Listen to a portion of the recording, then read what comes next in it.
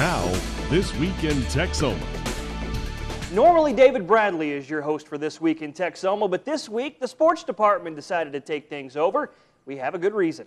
That's right, the high school football season is right around the corner. This week, we had a chance to catch up with the 3 Lawton teams as well as the 2 state champions here in Southwest Oklahoma. You'll hear from them over the next half hour. We'll start in the state's largest class, which is undergoing an overhaul in 2014. 6A has now been separated into 2 different divisions. In Division 1, the likes of Jinx, Union, the Edmond and Norman schools. In Division 2, you have the 2 Lawton schools, Lawton High and Eisenhower.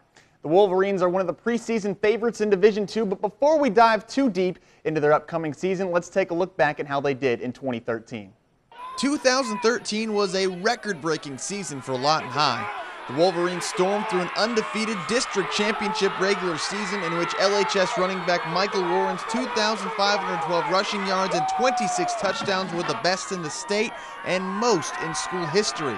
After defeating UConn in round 1 of the playoffs, the Wolverines ran into a buzzsaw against Westmore on a cold November Saturday, trailing by as many as 4 touchdowns before eventually falling 28-15. The jarring end to 2013 has left a sour taste in Lawton High's mouth, and it's something they don't intend to replicate this season.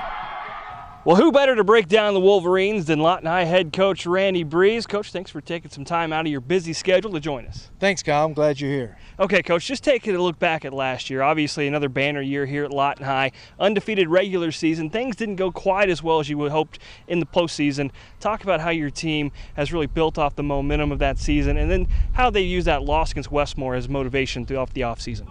Yeah, well, they remember the feeling losing the second round of playoffs at home.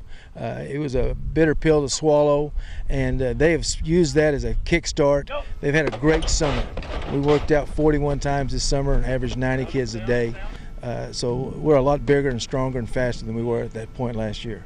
Of course, the big storyline around here this year, Class 6A now divided up into 2 divisions. You guys are the big dog, basically, in 6A Division 2. I've seen a lot of preseason publications out there. Have you guys ranked anywhere from 1 to 3?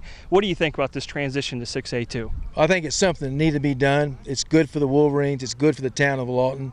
I'm glad they've made this transition. Yeah, and then looking back at last year, of course, you know, kind of the breakout star of 2013 for you guys was Michael Warren. He came out of nowhere to lead the state in rushing, earned himself a scholarship at the college level. Who do you have that maybe can fill that role this year? We've got a couple of players that are going to play the role of Michael Warren. You know, he was under the radar for a long time, like you said. Daryl Patterson will get a lot of carries. He averaged 9.4 yards a carry last year, just that Michael Warren was there. So Daryl is going to be a great running back. We all know he may be the best cornerback in the state, but he may also well be the best running back in the state. Okay, you also lose your starting quarterback, Dallas Seeley. He's off to college now, but you got a guy who's got some experience, don't you? Yeah, Jack Meserve's a quality young man. He's a 4-point student. He has a passion for football. He's the hardest worker on this turf today, and he's going to be a great leader at quarterback for us. And how much does it help a guy like that, even though he has experience, he hasn't been the full-time starter yet, how much does it help him having a veteran offensive line led by maybe the best offensive lineman in the state? Oh, yeah, that's a great package for him to have. We are blessed to be very experienced up front with an offensive line that's going to give Jack a lot of time to throw. We're a pocket passer type offense, and we're going to form a pretty good pocket for Jack. Okay, and then looking at the defensive side of the ball, how many starters do you have back, and who are maybe some of the guys you expect to stand out over there? Defensively, I believe we've got 7 starters coming back. We're blessed. We've got Chris Jones back at a safety. We've got Tristan Gooden, who's 6'3", 210 pounds now, playing defensive end. Nose and tackle, we've got some big guys that we're going to rotate because they're very good offensive linemen, and we like to keep fresh defensive linemen in there. Jalen and Hagan Meserve both have shown a lot of increased strength and quickness, so they're going to have to play some defense up front. Returning, we've got Dwayne Doucette, we've got Luke Recup, we've got Steve Yeomans is going to come in there and help. So defensive line up front, we have got some experienced kids, and we've got some big kids. And the days of people being able to push us around up front are over. Okay, thanks, Coach. Now let's send it over to Colin, who is standing by with senior defensive back Daryl Patterson.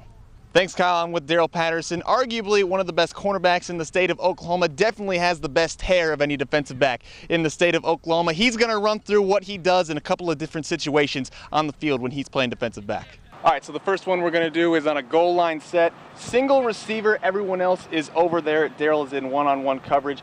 Ball snaps, receiver goes, you see it's a pass. Yeah. So what do you do when the receiver goes here? Here. You just put your hand up? Yeah. Right there, you're just looking for the ball the whole way? Yeah. What if it's a bigger receiver, what do you do? He goes up and I'll come under. Just try to tip it away. Yeah. All right, this one is 3rd and 5 around midfield. Daryl's not sure if it's a run or if it's a pass.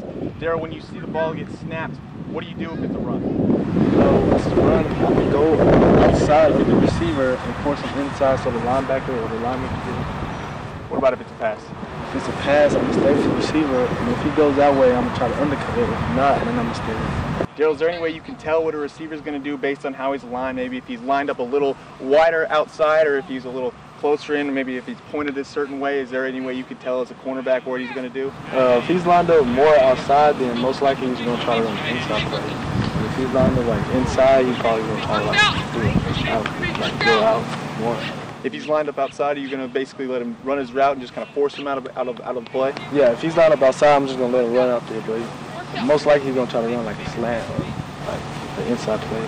Okay. And then you just try to break in on the ball that way? Okay. You'll be playing both sides of the ball as both a cornerback and a running back. How do you see your role being bigger on the team this year? I mean, I gotta prove myself since Michael Warren came off with a big season, and the team is counting on me to be a good running back. So I'm just going to go out there and do the best I can do at running back. Lawton High obviously stepping down into 6A2 this year. Do you guys feel like you have as good of a chance as anyone to bring home the gold ball this year stepping down? Yeah, I really do. Like, they think Midwest City do it, Midwest City can, but I think we can do it also. They say that they are rivals, but I think like whoever tries to come and take what's ours is our rivals. Now let's take a look at the Wolverines' upcoming schedule. You'll notice a big change right off the bat. Now the Lawton High and Eisenhower are district opponents. We will not get that annual rivalry matchup on opening night. Instead, LHS will make the 5-hour drive north to Salina, Kansas. The Wolverines will square off against rival MacArthur in Week 2, the first of 3 straight home games in September. Turning the page to the second half of the season, that showdown with Eisenhower will be Week 7 on a Thursday night during fall break. That might not even be the biggest game of the month. The Wolverines will head to Midwest City on Halloween night for a game that could feature 2 of the top teams in 6A2. And that's the game not only people here in Lawton have circled, but folks statewide look at as a potential state championship preview.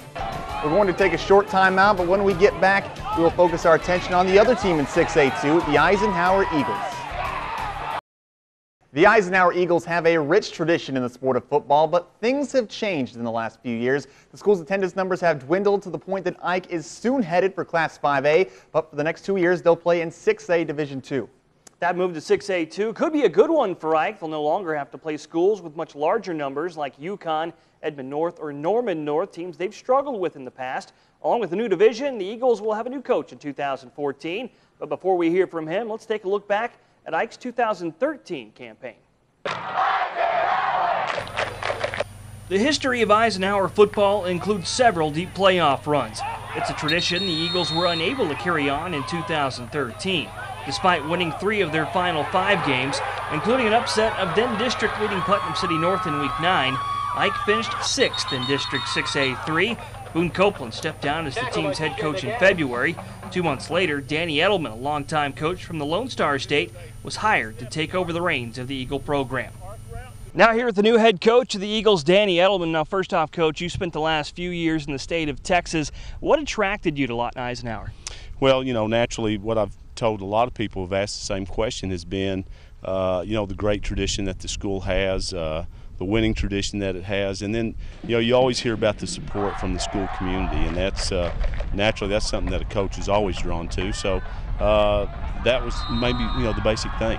Now I understand you know this area a little bit though, don't you? I do. I kind of lived here in and out when I was younger during the summers. I had some relatives that lived here, and naturally coaching in Wichita Falls for most of my career, it has been a deal where we've been able to follow some great teams, from Lawton, and actually played against them as a junior high player and also in high school. And as a coach, we've coached against some great teams out of Lawton, so played great football in this community.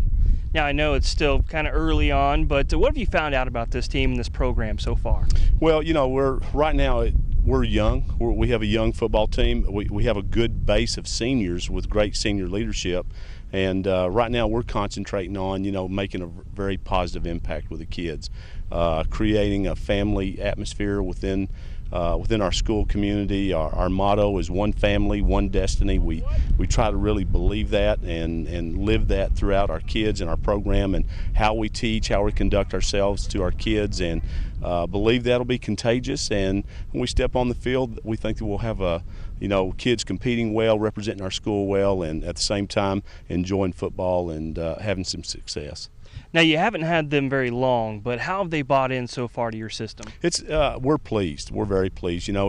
We had a situation where during the summer we got to play some 7-on-7 as well as go through our summer program, and the kids were excited about every turn that we made, from a standpoint of new verbiage to how we call plays to just how we approach our field house conduct. So they've bought into it. It's been a lot of fun so far, and we're making progress.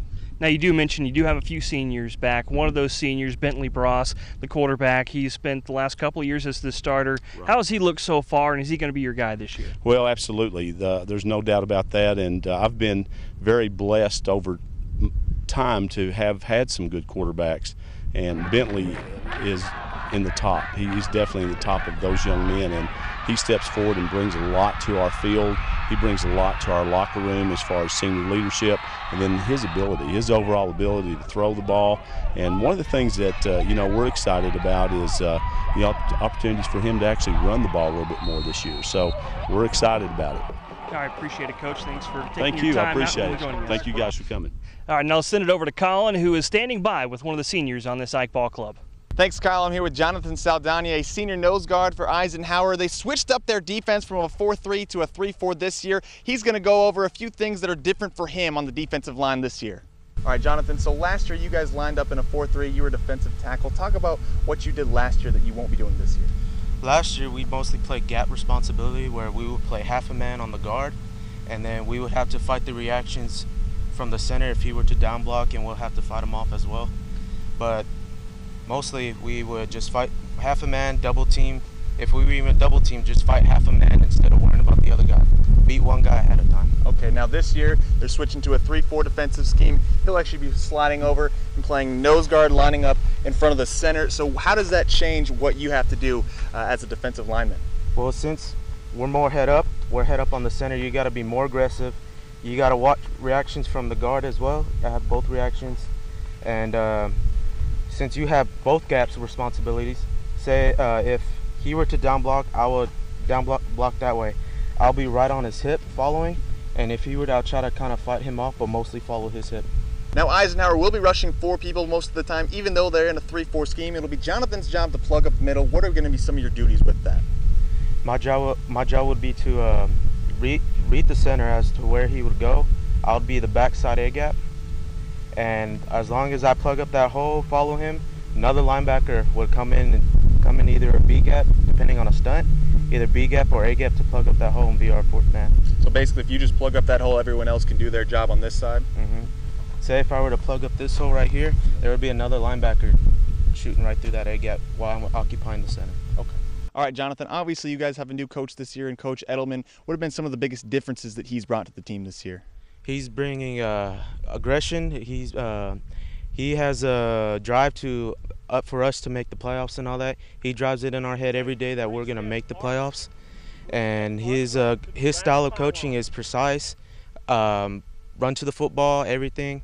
If we don't get a play right, we'll keep doing it over and over till we get it right. We've come together more, and we're trying to bring back as a team the tradition of like the 1990s team that won national champion, state championship.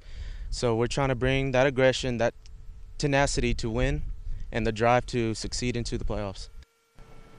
Eisenhower's move to 6A2 will have a dramatic impact on their schedule. The Eagles will play 7 new opponents in 2014, beginning week 1 when they host Fayetteville, Arkansas. Ike will draw rival MacArthur in week 3, 2 weeks before hosting another out-of-state foe, Canyon, Texas, on October 3rd. Now, we've already talked about that matchup with Lawton High on October 16th, but Ike fans will notice a familiar team on the back half of the schedule. Choctaw, the Eagles and Yellow Jackets were district rivals back in 2010 and 2011. 2010 was also the last year that the Eagles finished above the 500 mark, so maybe that will be a good omen. Coming up next, we'll wrap up our look at the city schools as we take a trip to Class 5A to catch up with the MacArthur team that was one win away from the state finals a year ago. Don't go away.